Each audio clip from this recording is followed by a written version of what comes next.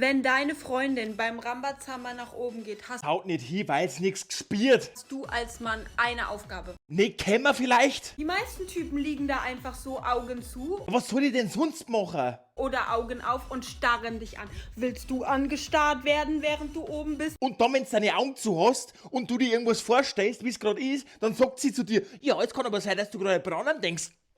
Nein! Nein. Und dann sagen die nichts, die gucken dich nur an. Du bist so oben und bist so Was soll ich denn unten sagen? Sag mir's bitte mal, ich weiß doch selber nicht.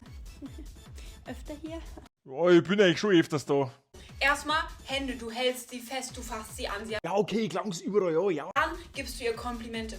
Oh mein Gott, du fühlst dich so gut an. Alter, du bist so eine geile Wäscheklammer, Alter. Oh mein Gott, du siehst so heiß aus. Oh Wenn die sagt, da geht mir's Nudelwasser über. mein Gott, genauso. Ich liebe dich. Okay, Das Problem ist, sie spürt nix, wenn ich unten lieg, Alter. ich habe jeden Tag Girls in meinen DMs, die sagen, Marie, ich traue mich nicht nach oben zu gehen. Das Problem ist, sie spürt nix, wenn ich unten lieg. Verstehst du das nicht? Warum? Weil du ihr nicht das Gefühl gibst, dass sie gerade da die hotteste Schnitte auf der Welt oben ist. Mein Zipfel ist klar. Was soll ich machen? Das eingeschruppelte Cabanossi. Was soll ich da? Ich kann sonst nichts anderes.